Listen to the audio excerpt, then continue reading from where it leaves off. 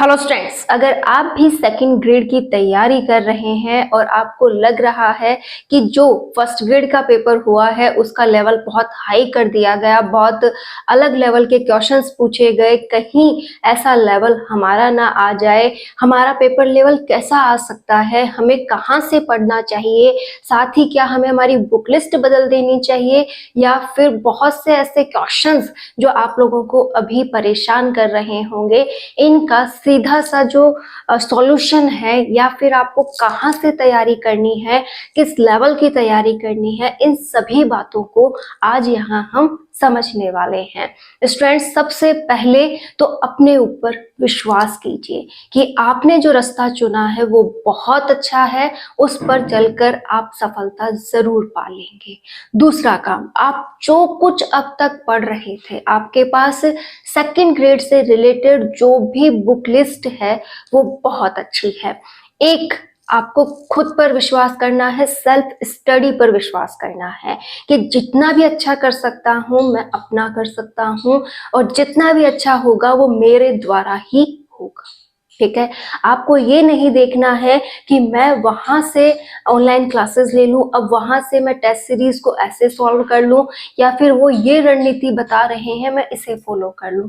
देखिए, आपने अगर बहुत शानदार वाली तैयारी कर ली है ना तो आप इन सब रास्तों पर जा सकते हैं, लेकिन अभी तक आपकी तैयारी मात्र 50% या फिर एक लेवल की है, तो प्लीज आप इन दिशाओं में मत भागिए। आप अपने ऊपर विश्वास करते हुए एक अच्छी दिशा चुनिए, और वो दिशा है जब आप अपने जो मटेरियल है उसको साथ लेते हुए जो भी नई टेक्निक से क्वेश्चंस पूछे गए हैं उनको फॉलो करें। जैसे आपने अब तक जो आपका क्वेश्चन पेपर का पैटर्न देखा है कि आपके पास है सेकंड ग्रेड के क्वेश्चन पेपर्स, कि जब अब तक के जितने भी सेकंड ग्रेड के क्वेश्चन पेपर्स हुए हैं आपके पास वो जरूर होंगे, होने भी चाहिए।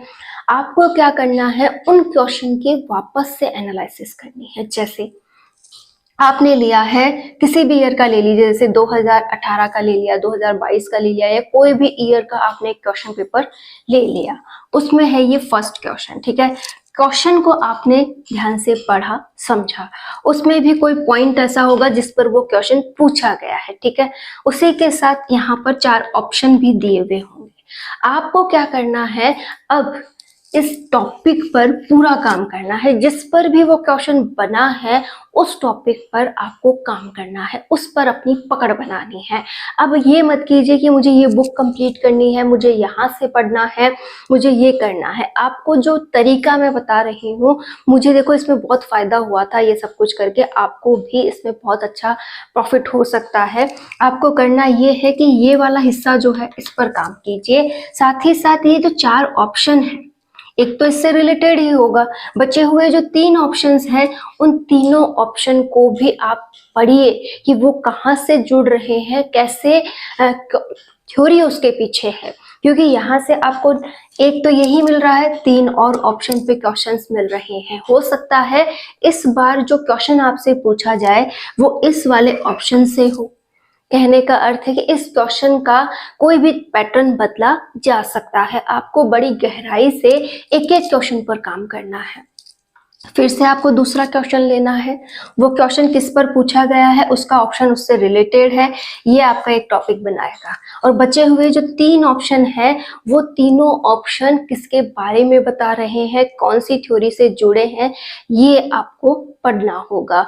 मतलब बदला कुछ नहीं है, एक लेवल को थोड़ा अच्छा कर दिया गया है, उस लेवल पे हमें काम करना है कि हमें जो भी क्वेश्चन पेपर हमारे पास है उन पर बारीकी से काम करना है, एक एक क्वेश्चन पे काम करना है, उसे डीपली जाकर समझना है।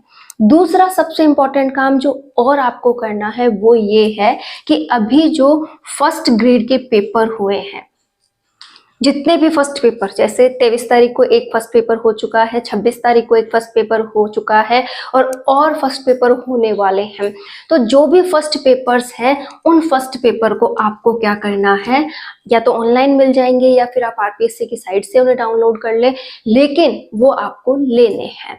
और जो भी फर्स्ट पेपर का सिलेबस आपके सिलेबस से मैच खाता है, देखो खाता ही है, हिस्ट्री आपको पढ़नी है, ज्योग्राफी आपको पढ़नी है, पॉलिटी पढ़नी है, करंट भी आपको पढ़नी पढ़ना है, राजस्थान लेवल का ही सही, लेकिन पढ़ना है, ठीक है। लेकिन हर एक क्वेश्चन को आपको क्या करना है, वहां से देखना है, ठीक है।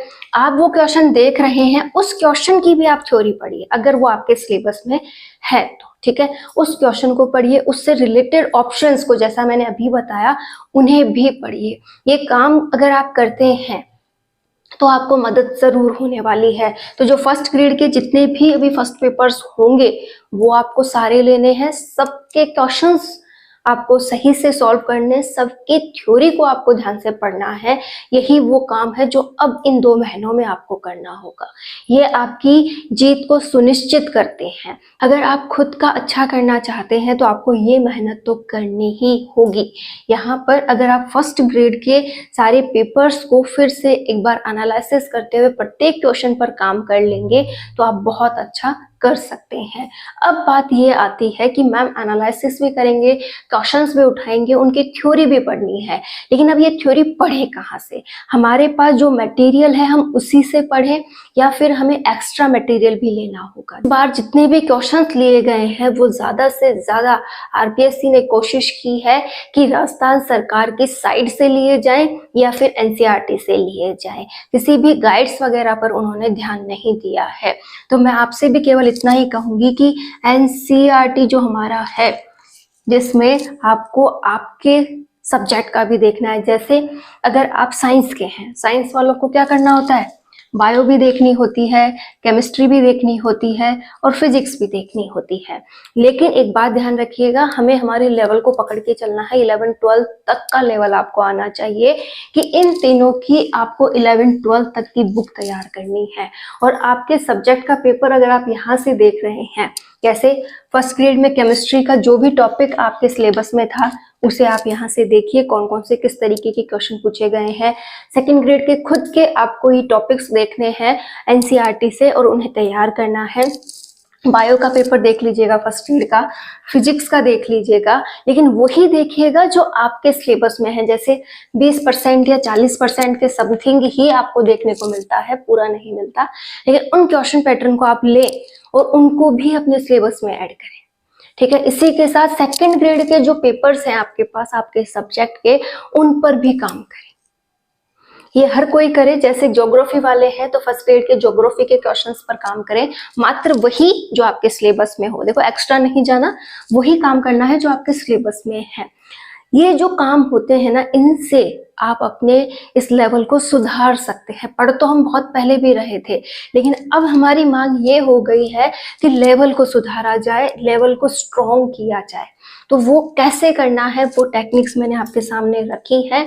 एनसीईआरटी हमें फॉलो करनी है। इस बार एनसीईआरटी को ही फॉलो किया जा रहा है। लाइन टू लाइन क्वेश्चंस दिए जा रहे हैं, एग्जाम्पल्स दिए जा रहे हैं। अगर आप एनसीईआरटी को डीपली जाकर पढ़ लेते हैं तो आप बहुत कुछ कर सकते हैं। अभी तो बहुत समय है, हम कर सकते हैं। ज्योग्राफी लीजिए, आप एनसीईआरटी लीजिए, एनसीईआरटी को कंप्लीटली अपने सब्जेक्ट की पढ़िए, साथ ही फर्स्ट पेपर के वो टॉपिक पढ़िएगा जो कि आपके सिलेबस में है। जैसे हमें 10 तक, मिनिमम 10 तक की तो पढ़नी ही है। अब 10 तक के अंदर हमारे पास जो भी टॉपिक्स आ रहे हैं वो देख लो, और 11-12 के एनसीईआरटी से आपको केवल वो टॉपिक्स देखने हैं जो आपके सिलेबस में है। कंप्लीट एनसीईआरटी आपको नहीं पढ़नी, लेकिन देखिए बहुत अच्छे से पढ़िएगा, लाइंस पे फोकस कीजिएगा। साथ ही साथ जो एग्जाम्पल्स दिए गए हैं ना, खासतौर पे उन्हें भी देखिएगा, क्योंकि जो क्वेश्चंस पूछे जाएंगे वो कुछ इस प्रकार से भी हो सकते हैं।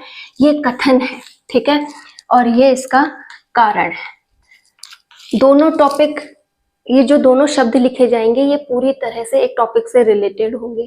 आपने जो थ्योरी पढ़ी है, अगर वो बहुत अच्छी पढ़ी है, समझ के पढ़ी है, तो आप इन दोनों को रिलेट कर लेंगे कि भाई जो कथन दिया गया ये उसका कारण है या नहीं है। तो दोनों सही भी हो सकता। तो कथन और कारण ये दोनों जब आप थ्योरी पढ़ेंगे तो ही आपको समझ में आएंगे।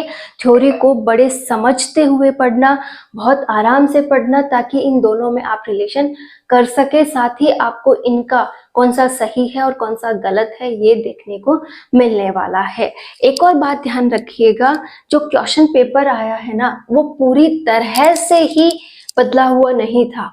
उसको हम 3 भागों में बांट सकते हैं कि यहाँ पर 40% वो पेपर था जो कि हमें पता है, मतलब हमने पढ़ा है, हमने जाना है, और अगर आप अब तक बहुत अच्छी तैयारी कर रहे थे तो आपका भी ये 40% बहुत अच्छे से हो जाएगा। और अगर हम हार्ड लेवल की बात करें तो वो क्या था, 20% लेवल पूरी तरह से बदला हुआ था, और 40% जो बच गया है वो था मध्यम का, मतलब न तो बिल्कुल डाउन, ठीक है, और न ही बिल्कुल बदला हुआ। तो ये जो 60% है इसमें हमें चेंज देखने को मिला था। बाकी ये 40% जो है वो एज इट इज है, जो पहले से चलते आ रहे हैं वैसे ही क्वेश्चंस थे। लेकिन ये 20% पूरी तरह से बदला हुआ था, ये 40% वो था जिसे थोड़ा बहुत बदल कर और थोड़ा बहुत पुराने से जोड़कर किया गया। अब आप देख लीजिए, इस 20% को छोड़िए, इस 80% को किस तरीके से आप सोल्व कर सकते हैं कि भाई पुराना जो है वो तो मैं बहुत अच्छा कर लूंगी, ठीक है, बहुत अच्छे से पढ़ती आ रही हूँ, ठीक है, उससे मुझे पकड़कर अब बहुत अच्छा करना है। और ये जो 40% जिसमें थोड़ा सा परिवर्तन मुझे देखने को मिलेगा, मतलब थोड़ा क्या, थोड़ा अच्छे लेवल का परिवर्तन देखने को मिलेगा, इसे भी मुझे पकड़ना है। और वो कैसे किया जाएगा, यहाँ से कि मैं जो भी क्वेश्चन पेपर सॉल्व करूं उसे बारीकी से करूं, टॉपिक को देखूं, टॉपिक से रिलेटेड 3 अदर पॉइंट्स जो दिए गए हैं उन तीनों बिंदुओं को भी देखूं कि वो किससे रिलेटेड है, उनकी थ्योरी क्या थी, ठीक है। कई बार कैसा क्वेश्चन आ जाता है, इससे क्वेश्चन बना दिया, ठीक है, इसे ऑप्शन में डाल दिया, तो ये भी हमें देखने को मिलेगा, ठीक है। साथ ही साथ अगर आप एनसीईआरटी को बड़े ध्यान से पढ़ते हैं, जैसे 10th तक की एनसीईआरटी बहुत अच्छे से आती है, ठीक है, इसके अलावा अपने सब्जेक्ट की 11th 12th की एनसीईआरटी भी बहुत शानदार पढ़ लीजिए, उनका तो कोई भी पॉइंट आपको मिस नहीं करना है। इसी के साथ अगर हम बात करें फर्स्ट पेपर में 11th 12th का लेवल देखने की, 12th के केवल वही टॉपिक्स देखने हैं जो मात्र आपकी सिलेबस में ऐड किए गए हैं, तो केवल यहाँ पर आपको सिलेक्टिव मटेरियल ही देखना होता है।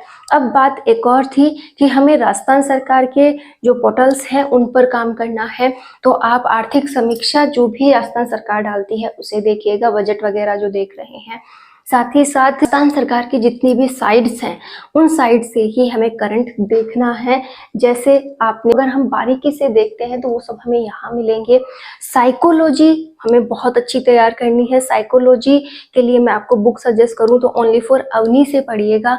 अवनी में माना बहुत कुछ है लेकिन वहां पर पूर्णता है, ठीक है। आप वहां से अगर पढ़ रहे हैं तो आपको पूरा सिलेबस देखने को मिल जाता है, टॉपिक टू टॉपिक पॉइंट्स हैं और आप उन्हें पढ़कर बहुत अच्छे से समझ भी सकते हैं। अगर यहाँ पर करंट की कोई स्पेसिफिक बुक की बात करें तो वो आप अभी किसी की भी ना लें, जो भी आपके पास है उसे ही पढ़ते रहें। आपको करंट मात्र जो मेनली फोकस करना चाहिए वो रहेगा मई, जून, जुलाई, ठीक है। इन तीनों महीनों में आपका कोई भी पॉइंट मिस नहीं होना चाहिए। डीपली जाकर पढ़िएगा और इन पॉइंट्स के लिए जो भी बाद में बुक आए उन्हें आप ले लीजिएगा।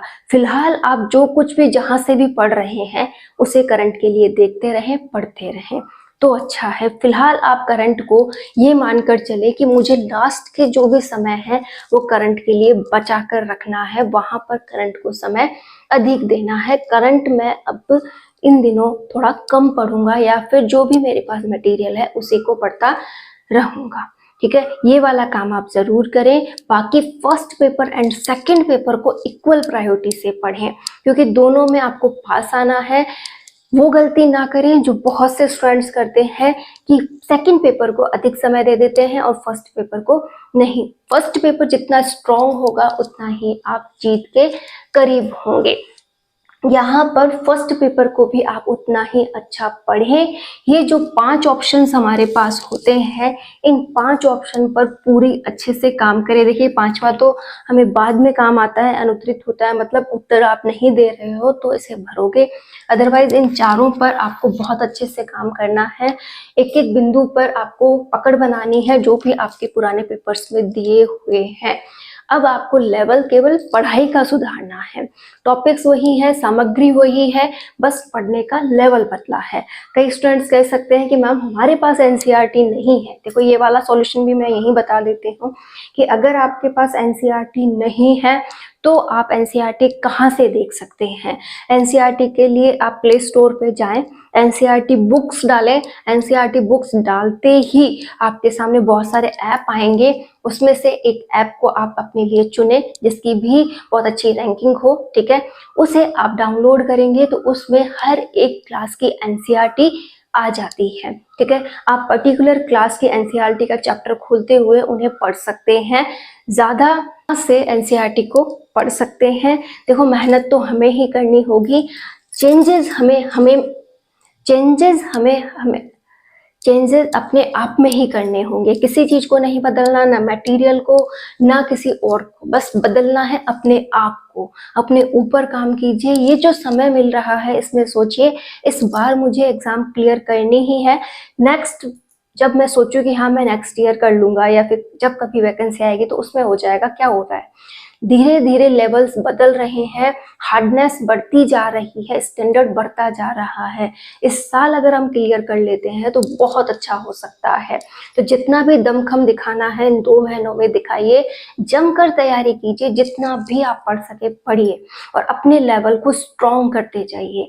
जैसे जैसे लेवल स्ट्रॉन्ग होगा वैसे वैसे आपको खुद को महसूस होगा कि इस बार मेरा हो सकता है। तैयारी में केवल पढ़ने के तरीकों को बदलिए, बहुत अच्छी तैयारी करनी है। आपको ये मान के चलना है कि आप आरएस की या फिर आईएएस की तैयारी कर रहे हैं। जितना अच्छा आपको पढ़ना है उतना अच्छा आप पढ़ेंगे। उम्मीद करती हूँ आप कुछ बातें जो मैंने आपसे शेयर की आप जरूर समझे होंगे और इन्हें अपनाते हुए एक अच्छी तैयारी करेंगे। प्लीज अपने समय को बिल्कुल भी बर्बाद ना करें और एक अच्छी तैयारी की ओर बढ़ते रहें।